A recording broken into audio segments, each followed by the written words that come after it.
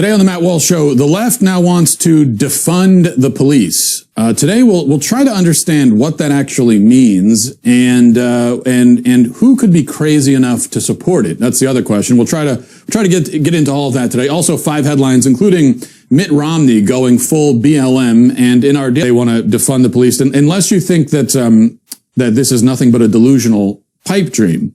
Well, it is delusional, of course, but it isn't just a dream. This is something that they're actually setting out to do. Minneapolis is moving in this direction right now as we speak. A veto-proof majority of Minneapolis city council members have already announced their intention to disband and defund the police department in the city.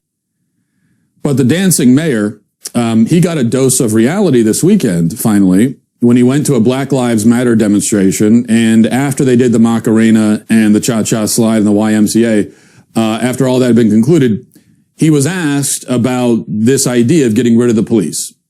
And here's how that went for him. Jacob Fry, we have a yes or no question for you. Yes or no, will you commit to defunding Minneapolis Police Department? Yes or no? What did I say? We don't want no more police. Is that clear? We don't want people with guns toting around in our community, shooting us down. You have an answer? It is a yes or a no. It is a yes or a no. Will you defund the Minneapolis Police Department? All right, be quiet, y'all. Be quiet, because it's important that we actually hear this. It's important that we hear this, because if y'all don't know, he's up for re-election next year.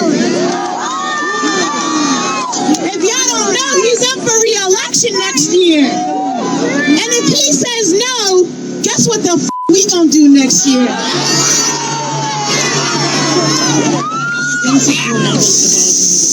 What you say? I do not support the full abolition of the police. All right, get the f out of here. Go, Jacob, go home. Go home, Jacob, go home. Go home, Jacob, go home. Now, this is what you just saw there. Keep in mind, as I said, this guy let the BLM radicals do whatever they want. Burn down a police precinct, burn down half the city, loot, pillage, assault, attack police officers, everything. He gave them free reign. Okay. He watched The Purge. Basically, he watched The Purge and took it as a how-to video for mayors. And after all of that, he still got cussed out and booed off the stage because he had the audacity to suggest that maybe we shouldn't officially and totally get rid of the law enforcement permanently. He wouldn't go that far. He said, yeah, I mean, you could burn stuff down I'll give you like 2 weeks to burn down whatever you want, do whatever you want, assault, kill people, do what you want. You want to burn down here? You want to burn down a police precinct? Go ahead. Go ahead. Go ahead. Yeah, sure. Still, not enough. Not enough for them. And this is what happens with the left. They will never be happy. They will never be satisfied. They will never be satiated. Nothing you do will ever be enough, especially if you're a white man. If you're a white man, forget it. You're the villain and there's nothing you can do.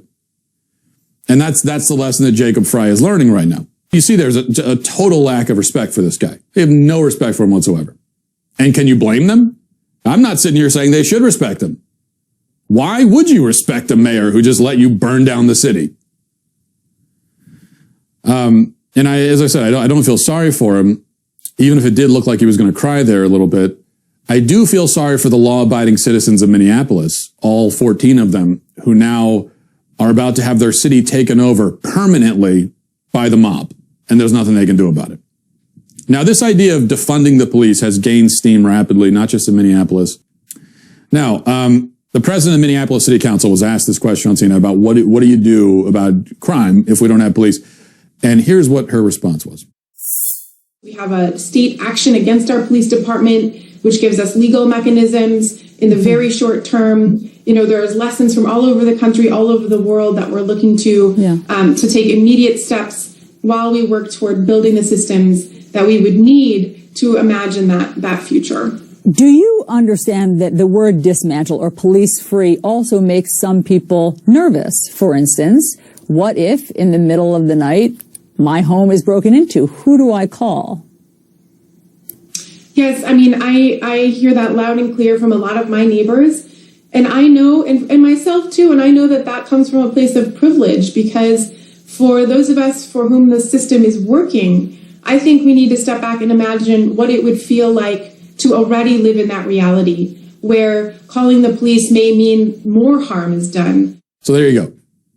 If somebody is breaking into your home and you want to call the cops, that's just because of your privilege. That's the answer.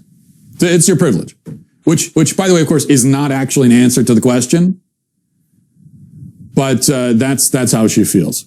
So what should you do?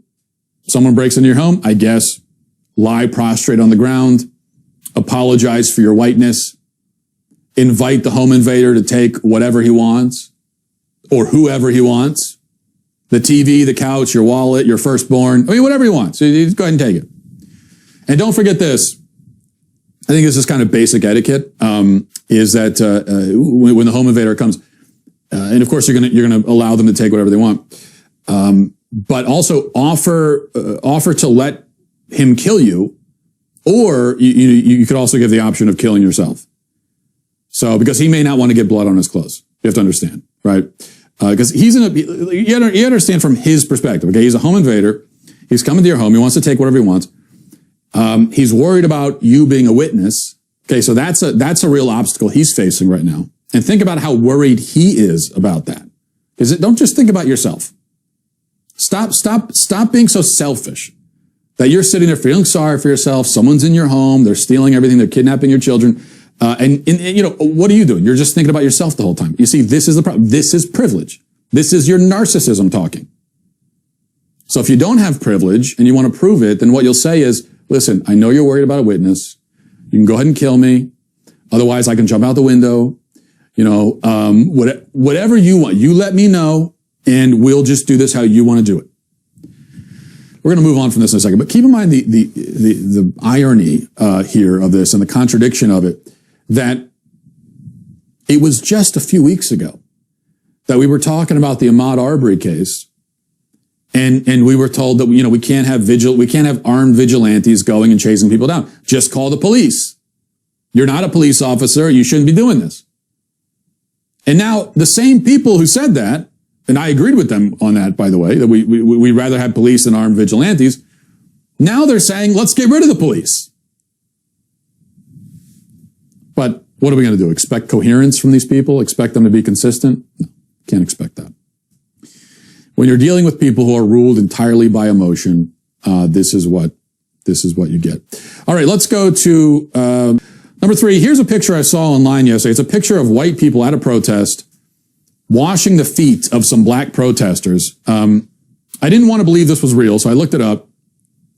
I found the video. And yes, my friends, this is very real. Watch this. On behalf of Caucasian people. It's all people. Number 4, and here, this is from Uber Eats. They said, this is a new policy. They said, you asked for a way to find black-owned restaurants on Uber Eats. We listened. You can support and order from black-owned restaurants across the U.S. and Canada with a $0 delivery fee. So this is what they're doing now.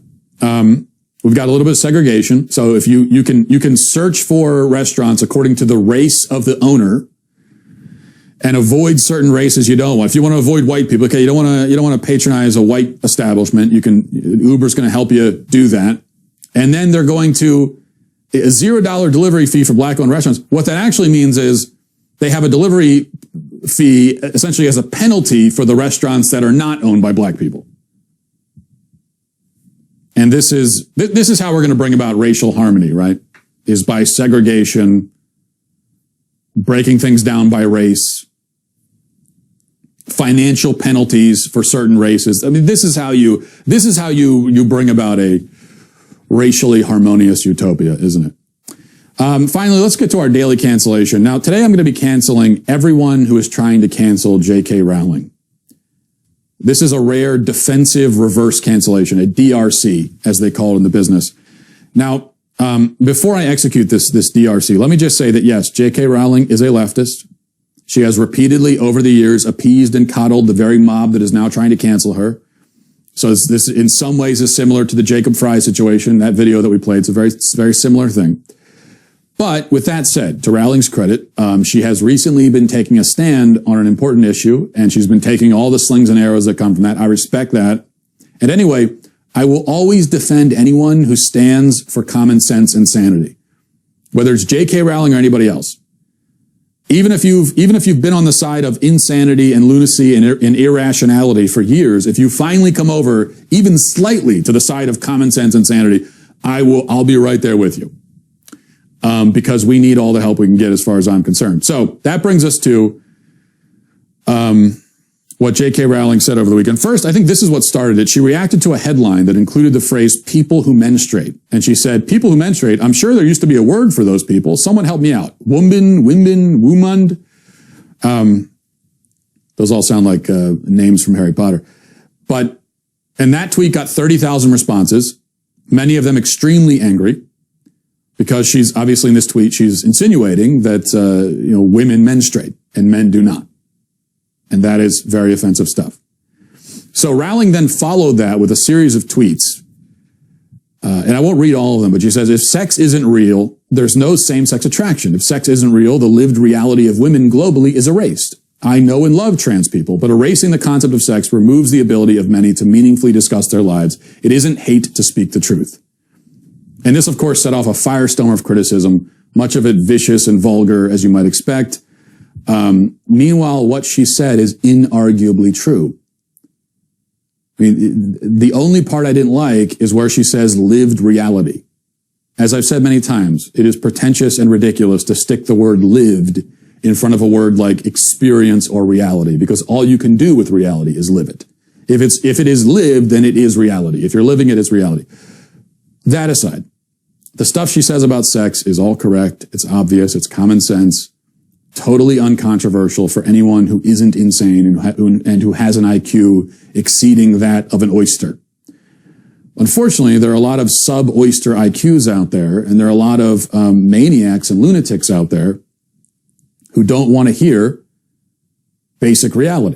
And it goes without saying, obviously, that none of the people attacking J.K. Rowling could offer any kind of counter argument. They couldn't offer any actual reason why she's wrong about what she's saying. They couldn't do that. Instead, they kick and scream and demand that everyone abandon reality for their sake. And many people are very happy to comply. And this brings us back to a point that I made at the end of the show, I think maybe on Monday, it was last week sometime. That,